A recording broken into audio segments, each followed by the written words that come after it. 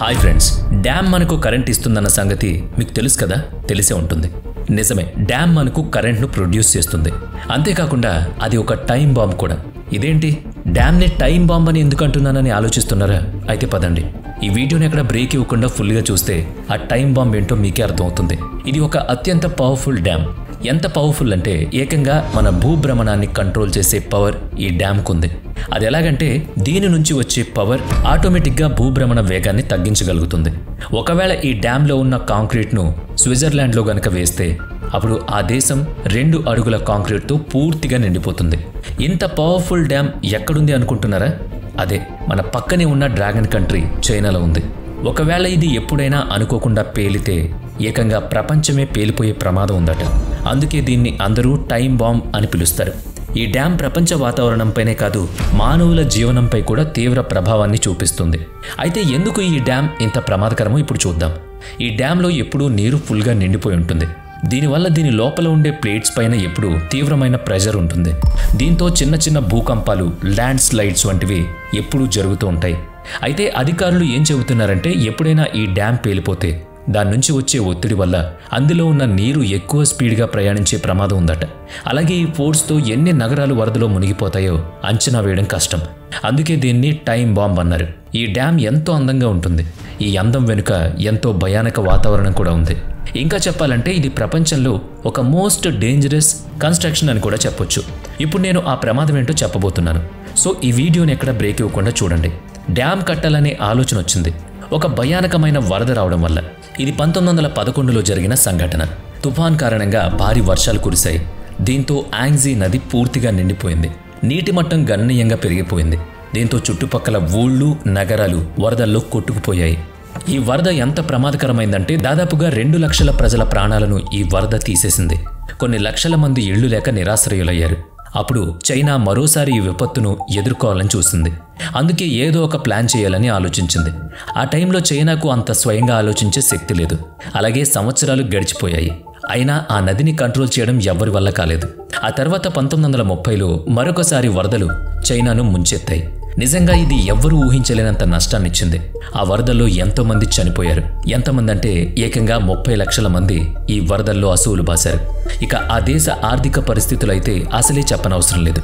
కోలుకోలేని ఆర్థిక నష్టాన్ని ఈ వరదలు తీసుకొచ్చాయి. ప్రభుత్వాలు కూడా ఏం చేయలేక చేతులెత్తేశాయి. ఆ తర్వాత కూడా ఎన్క్లోజర్స్ ఒకదాని తర్వాత ఒకటి వస్తూనే ఉన్నాయి. దీనివల్ల ఎంతో నష్టం జరిగింది. ఎంతోమంది ప్రాణాలు కోల్పోయారు. అయితే ఈ ప్రమాదం నుంచి గట్టెక్కాలంటే ఒక్కటే ఒక ఉపాయం చేయాలి. అది ఆ నదిలోని నీటిని కంట్రోల్ చేయాలి. కానీ ఇలా చేయడం అంత ఈజీ అయిన పని కాదు. ఎందుకంటే ఆ నది చాలా పెద్దది. దాదాపుగా 6000 కిలోమీటర్ల పొడవు ఉంటుంది. ఈ యాంగ్జీ నదికి ఉపనదులు లేవు. ఇది చైనాకే కాదు, ఏషియాలోనే అతి పొడవైన నది. అయితే ఇక్కడ డ్యామ్ నిర్మించాలి అనుకుంది చైనా ప్రభుత్వం. ఈ నీటి ప్రవాహంపై డ్యామ్ నిర్మించడం కూడా అంత సులువేం కాదు.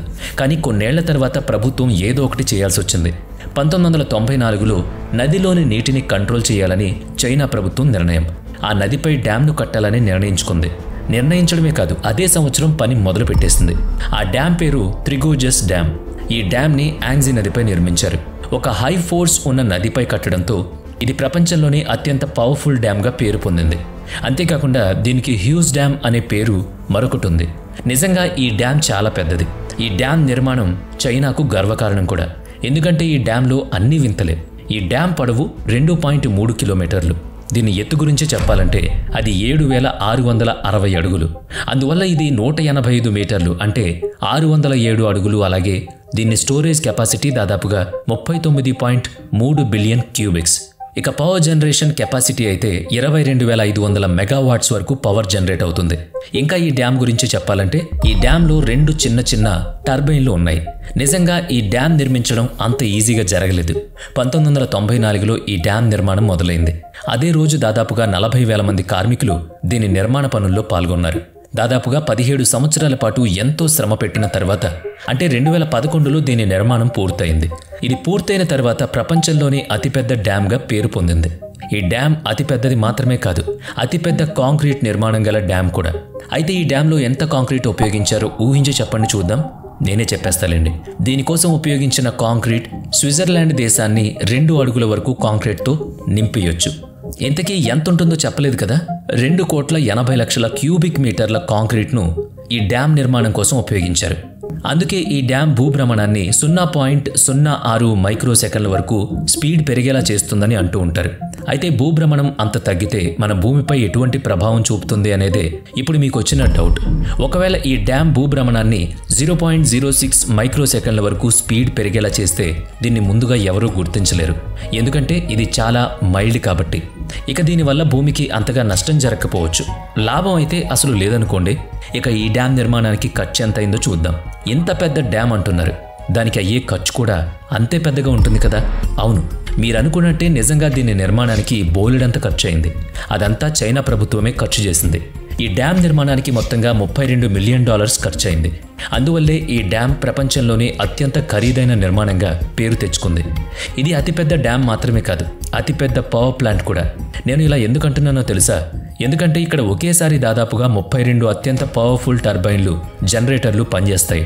భూమి అడుగు భాగం నీరు ఎక్కువగా ఉండిపోవడం, అవి పైకి రావడం కోసం అక్కడ నిరంతరం డ్యూటీ టర్బైన్లు పనిచేస్తాయి. నీటి ఒత్తిడి వల్ల టర్బైన్స్ తిరుగుతూ ఉంటాయి.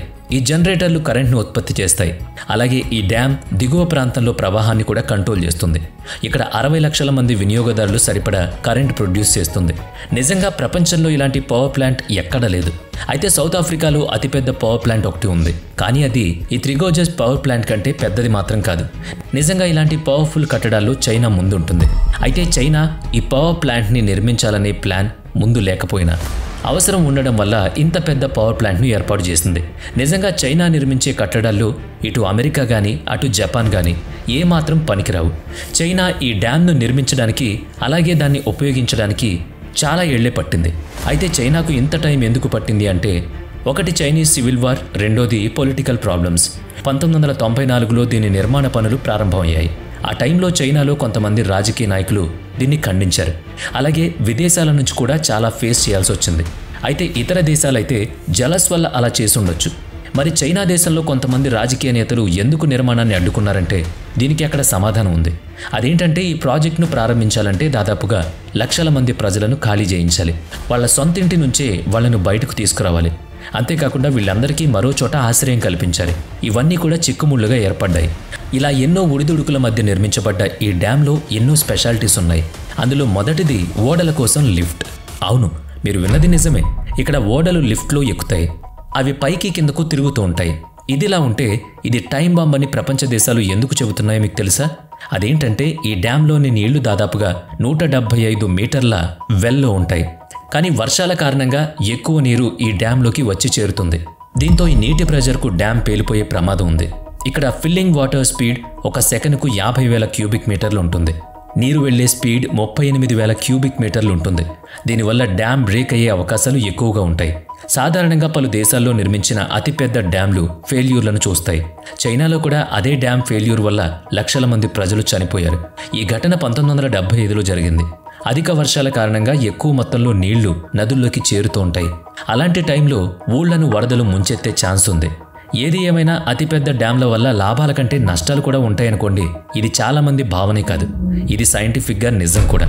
కానీ ప్రతి సంవత్సరం నష్టపోయేదానికంటే ఆ డ్యాంల నిర్మాణం కట్టి దాన్ని సరిగ్గా మెయింటైన్ చేస్తే ఖచ్చితంగా చాలా నష్టాలను మనం ఆపగలుగుతాం. వీడియో నచ్చితే లైక్ చేయండి, షేర్ చేయండి. ఇప్పటి వరకు మన ఛానల్ని సబ్స్క్రైబ్ చేయనట్లయితే ఇప్పుడే సబ్స్క్రైబ్ చేసుకుని పక్కనే ఉన్న బెల్ ఐకాన్పై క్లిక్ చేయండి. నెక్స్ట్ వీడియోలో మళ్ళీ కలుద్దాం. Thanks for watching.